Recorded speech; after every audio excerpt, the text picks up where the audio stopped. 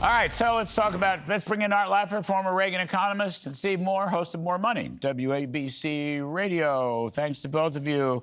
So, Art Laffer, let's see, Steve Miran, get this right, Steve Miran taking a leave of absence from the Council of Economic Advisors for a temporary seat on the Fed. The Senate blasted him through, and his vote is going to be Wednesday. He will be voted on to the Federal Reserve Board. What do you make of that, Arthur?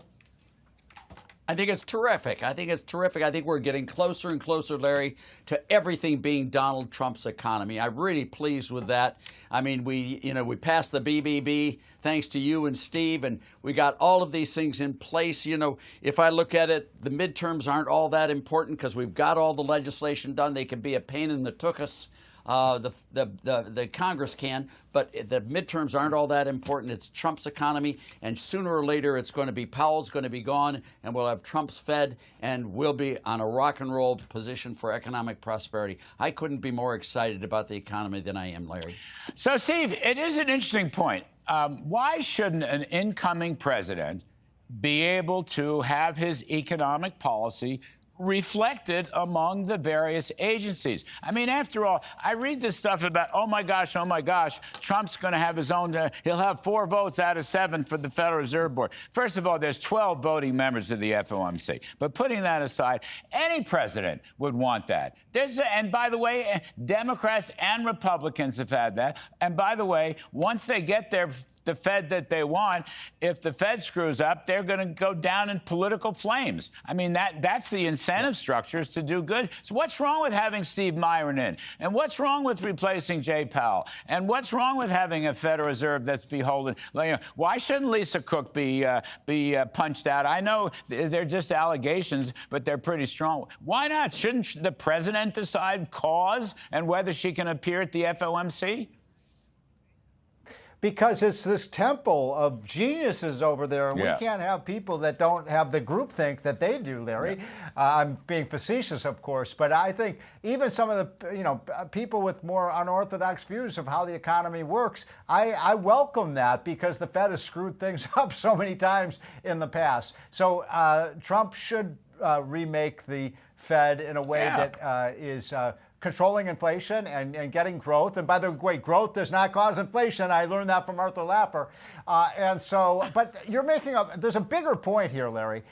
We still have several hundred federal people to run these federal agencies that have not been approved by the Senate. We're, 7 or 8 months into the presidency. Can you imagine a private business trying to run its business? It doesn't have its vice president of operations, doesn't have anybody in place because the board won't put them in place.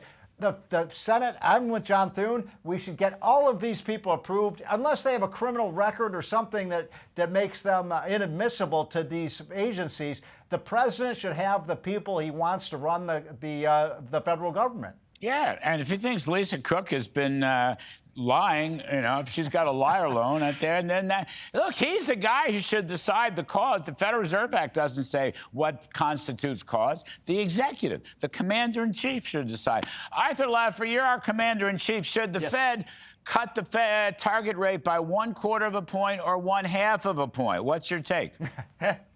Well, I don't think they should be running the Fed the way they do. I think interest rates should be much lower with inflation there. But, Larry, look at it. The argument in favor of these people on the Fed is they're independent experts away from political control. Nonsense. They're the ones who caused 22% inflation under Biden when Biden controlled them and got them to do that stuff. And let me just add one other thing. From 1776 until 1913, the Fed, 136 years, we had no inflation. We had no Great Depressions. We had none of that. Put the Fed in 1913, and we've had from 1913 to the present, the price level's gone up 33-fold, and we've had one massive depression, plus a lot of little depressions. I think we should get rid of the Fed altogether and make it a department of the government or put it back on a monetary standard. That's the way it should be. These guys are terrible. All right. So, Arthur, the price of gold today is over $3,600 an ounce. $3,600. In 1913, it was $22 an ounce, okay? I don't care. You can adjust for prices and population and the man in the moon. But the fact remains, what is gold telling you? It can't be fabulous, Art. It can't be. No. By the way, it was $20.67 an ounce in 13. But the price level has gone up. I don't know what gold has gone up. So enormous amounts. Why do you think we have bitcoins? Why do you think we have gold price increasing? It's because monies around the world are not very good, and private markets don't want these inflationary, bad, unhinged paper currencies any longer. They want a sound, good money, and if it'll be produced privately, they'll take it privately and get rid of these currencies that are run by central banks. This Fed is terrible and should be replaced. Steve Moore, I want to get... I add some... No, hang on.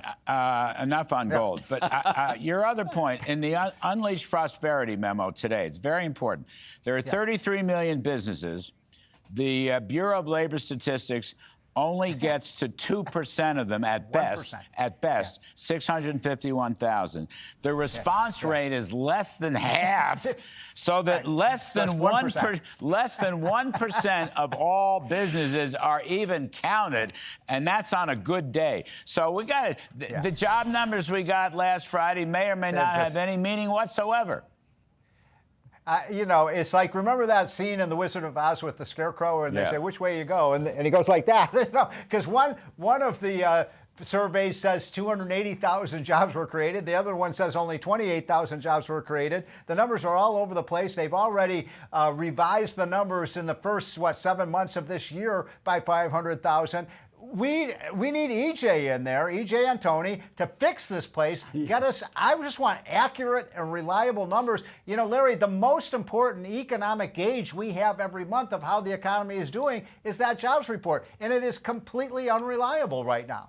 Well, you could always look at daily. There's markets, and there's gold and commodities. Maybe a Ouija board. Yes, sir. Probably has a better track record. All right, gentlemen, thank you. Art Laffer, appreciate it. Steve And by Moore, the way, the best it. to Scott Bessent. Your previous segment was great on Scott Bessent. He's wonderful. Wait a second. Scott Bessent, I love him. Is a gentlemanly Southerner who packs a punch. How about that?